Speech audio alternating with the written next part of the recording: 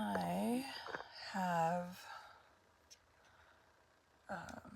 some work stuff going on, so we get to record extra early now.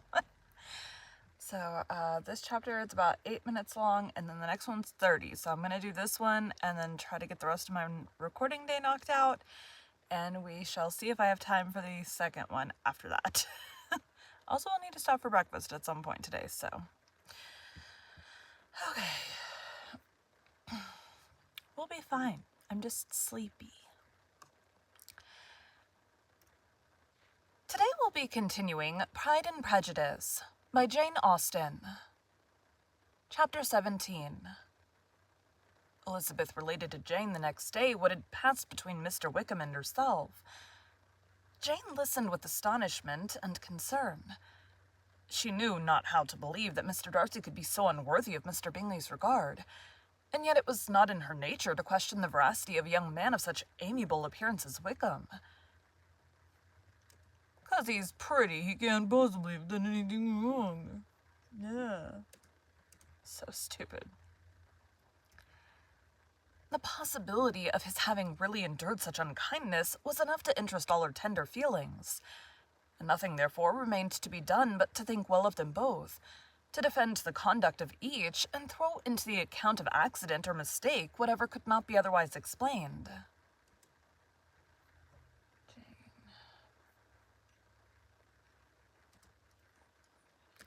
He is just... "They have both," said she, "been deceived." Nope, hold on. "They have both," said she, "been deceived, I dare say, in some way or other, of which we can form no idea. Interested people have perhaps misrepresented each to the other. It is, in short, impossible for us to conjecture the causes or circumstances which may have alienated them, without actual blame on either side."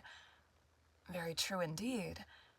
And now, my dear Jane, what have you got to say in behalf of the interested people? It does say in behalf.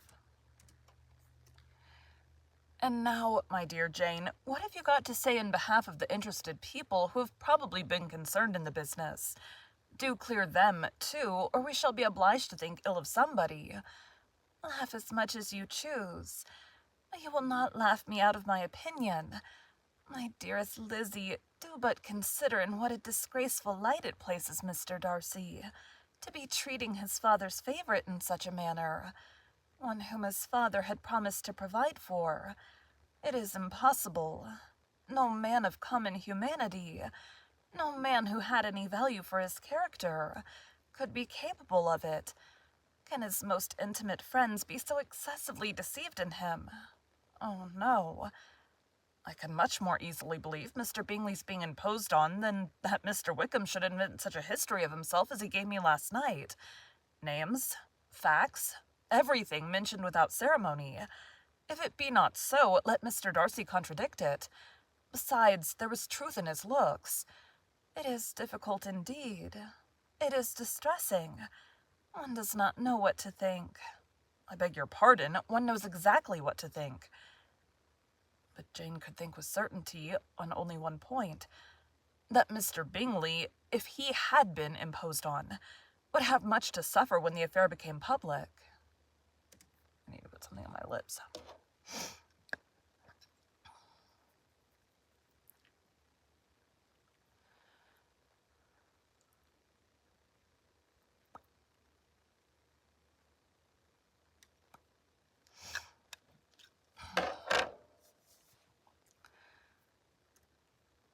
The two young ladies were summoned from the shrubbery, where this conversation passed, by the arrival of some of the very persons of whom they had been speaking. Mr. Bingley and his sisters came to give their personal invitation for the long-expected ball at Netherfield, which was fixed for the following Tuesday. The two ladies were delighted to see their dear friend again. Called it an age since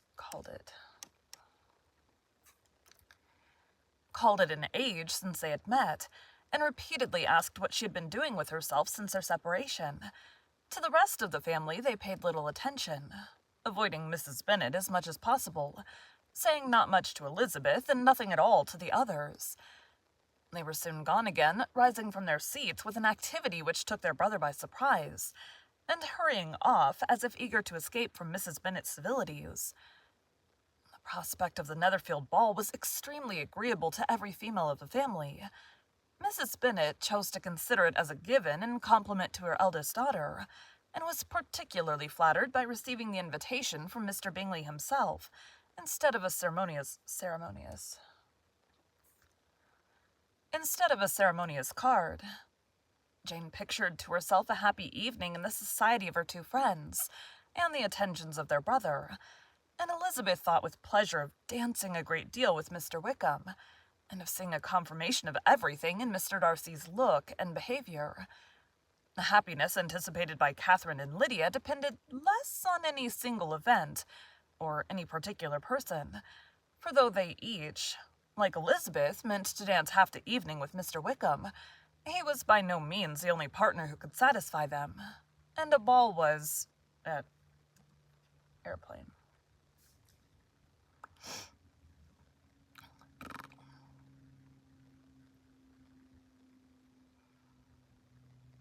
So sleepy.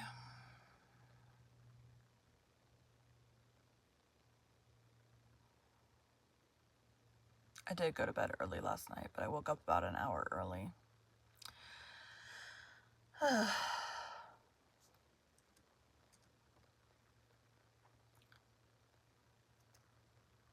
And a ball was, at any rate, a ball, and even Mary could assure her family that she had no disinclination.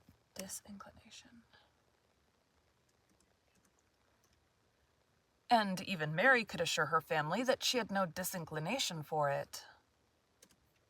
Stomach, Mary. Pride. Well, I can have my mornings... Hold on.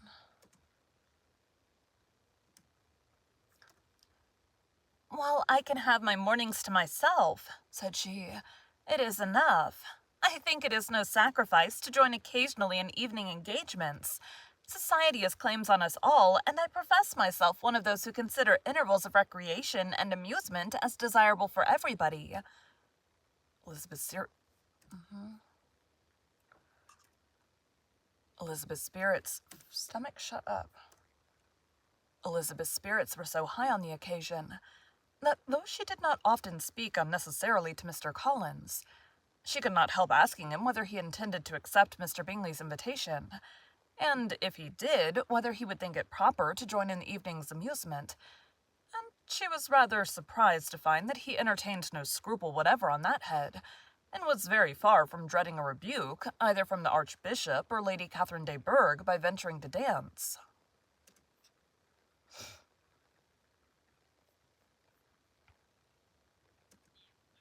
You allude. I am by no means of opinion, I assure you, said he, that a ball of this kind, given by a young man of character to respectable people, can have any evil tendency, and I am so far from objecting to dancing myself that I shall hope to be honored with the hands of all my fair cousins in the course of the evening, and I take this opportunity of soliciting yours, Miss Elizabeth. My mouth made a noise. And I take this opportunity of soliciting yours, Miss Elizabeth, for the first two dances especially, a preference which I trust for my cousin.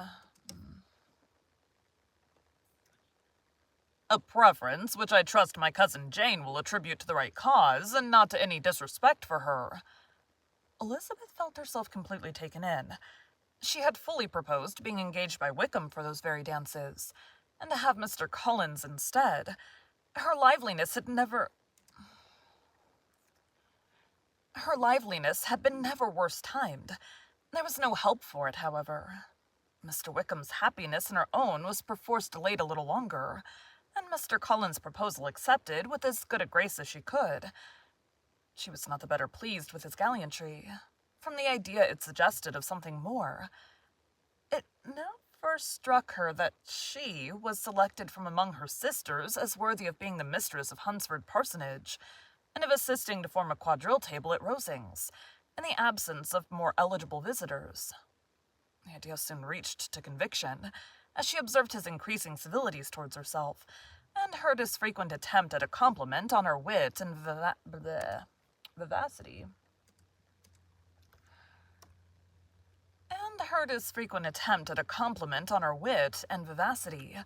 And though more astonished than gratified herself by this effect of her charms, it was not long before her mother gave her to understand that the probability of their marriage was exceedingly agreeable to her. Elizabeth, however, did not choose to take the hint, being well aware that a serious dispute must be the consequence of any reply. Mr. Collins might never make the offer, and till he did, it was useless to quarrel about him. My thing just turned itself off. I think I'm gonna have to turn off sleep mode to turn on personal mode, because it just turned off personal mode on my sleep schedule. If there had not been a Netherfield ball to prepare for and talk of, the younger Miss Bennets would have been in a pitiable state at this time. For from the day of the invitation to the day of the ball, there was such a succession of rain as prevented their walking to Meryton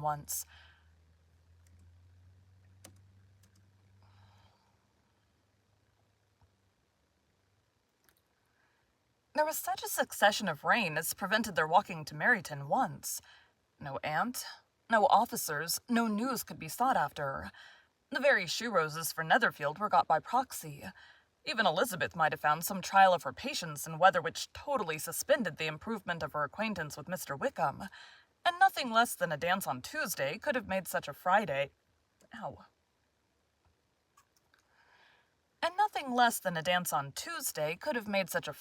Saturday, Sunday, and Monday endurable to Kitty and Lydia. Thank you for joining Bite at a Time Books today, while we read a bite of one of your favorite classics. Again, my name is Bree Carlile, and I hope you come back tomorrow for the next bite of Pride and Prejudice. And my stomach makes noise at the end. Thanks, guys.